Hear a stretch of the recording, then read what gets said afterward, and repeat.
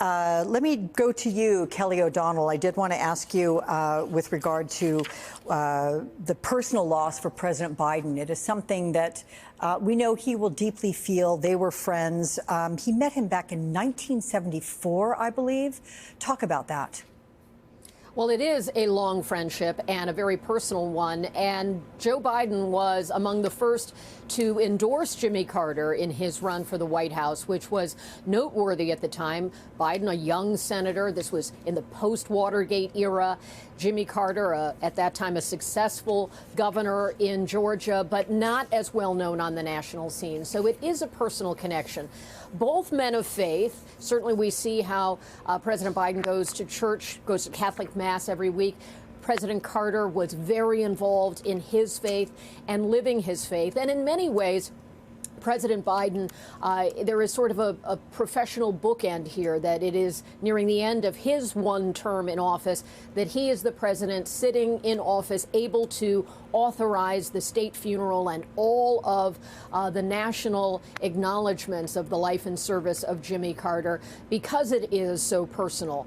And that adds to it. He has been in touch with the family, speaking with the grown children and grandchildren of the Carters. And of course, that photo you just saw of him with First Lady Jill Biden, Rosalind Carter, and Jimmy Carter. Early in this presidency, he went to visit them in planes as a sense of that honor and relationship. It was also noteworthy that from his vacation, he wanted to not only put out a written statement, but to speak publicly. And he did so last evening, and he reflected on the kind of impact Jimmy Carter has had. Here's a portion of what President Biden had to say. Jimmy Carter stands as a model of what it means to live a life of meaning and purpose, a life of principle, faith, and humility. He led the state of Georgia. He became president and a beloved statesman all over the world. But to know his core, you need to know he never stopped being a Sunday school teacher at that Baptist church in Plains, Georgia. Today's world, some look at Jimmy Carter and see a man of a bygone era. With honesty and character, faith and humility, it mattered. But I don't believe it's a bygone era. I see a man not only of our times, but for all times. So you get a sense of the personal and also the importance of how President Biden views the role of being president and a life after the presidency, something that is clearly on his mind as the remaining weeks of his own term are in front of us. Yeah, a terribly poignant time for him. Thank you, Kelly, so much from the White House for that. So, Jonathan, as I welcome you to the conversation, so much has been made about Carter's post-presidency. Yeah. So let's talk first about his time in the White House. We know that he had a lot of issues domestically. Economically, there were a bunch of problems. There were gas crises. There were any number of things that way. But politically, diplomatically, he had some extraordinary accomplishments. And something that I think gets overlooked is the fact that he is charged with not having solved the Iranian hostage crisis. And yet, those hostages were freed mere minutes into when his successor, President Ronald Reagan, was inaugurated. So it's not like it happened just like that. Obviously, the Carter administration was working to free them. There's some irony that it didn't happen on his watch, technically.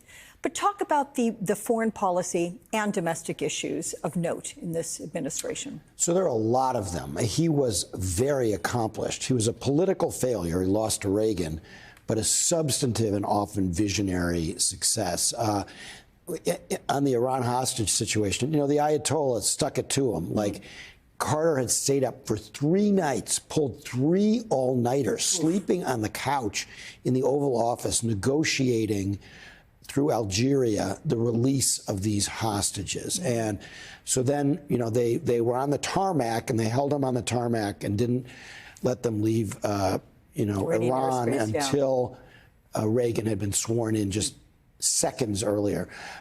So that was obviously not one of the highlights of his presidency, even though they came home alive. He sort of was held hostage a little bit by himself, by the Ayatollah. But much of the rest of his foreign policy was extremely successful and important. The Camp David Accords, the most durable treaty since World War II. Imagine if Egypt and Israel were now at war. Imagine how much worse the Middle East would be. They went to war 4 times in just a few decades before Carter made peace between them.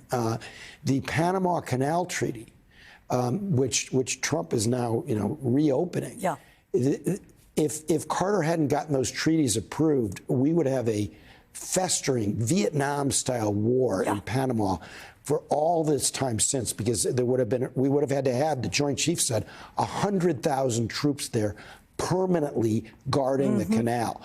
Huge achievement. Normalization of relations with China, huge achievement. The human rights policy, which helped undermine communism and move many dictatorships to democracies. Huge achievement. On the domestic side, there's several big environmental achievements. And if people had listened to him, he wanted solar panels, not just on the White House, but all over the place. Electric vehicles by the mid-1980s, if he'd been reelected. He was the first leader anywhere to talk about climate change. If he'd been reelected, we would be living in a different country now.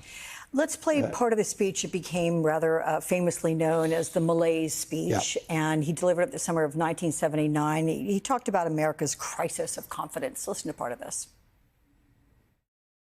We can see this crisis in the growing doubt about the meaning of our own lives and in the loss of a unity of purpose for our nation. The erosion of our confidence in the future is threatening to destroy the social and the political fabric of America. Yeah, I think a lot of folks might look around today and say, yeah, he pretty much nailed it. It's an extraordinary speech, and I don't think anything like that will ever be given again by an American president. He didn't use the word malaise, by the way, but this speech was very critical of American materialism, and it called for sacrifice. And we're a nation of shoppers.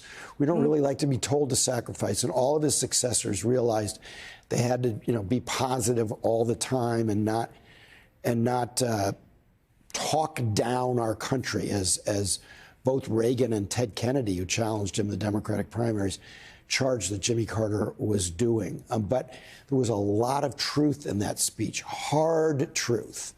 And it obviously didn't help him politically. But it was one of the more fascinating speeches in all of American history. And he actually got some support for it in the immediate aftermath. And I was actually in the White House a couple of days after he gave that speech, because I had been an intern for Carter in the speechwriting office the summer before. And it looked good. The initial polls were good. But then he did something kind of not smart. He fired half of his cabinet. And this made it seem as if his administration was really in trouble. And then his popularity, which was already on the way down, went even lower in the summer of 1979. So he, in some ways, was swamped by events. But this was a compelling and often an administration and a presidency of real accomplishment that's been unrecognized. Let's face it, he was up against the man who's known as the great communicator on the other side, something he could not control. So there you have it. Jonathan, thank you so much for all your time. You know Jimmy Carter as well as anyone. I'm so glad to have your insights. Thank you.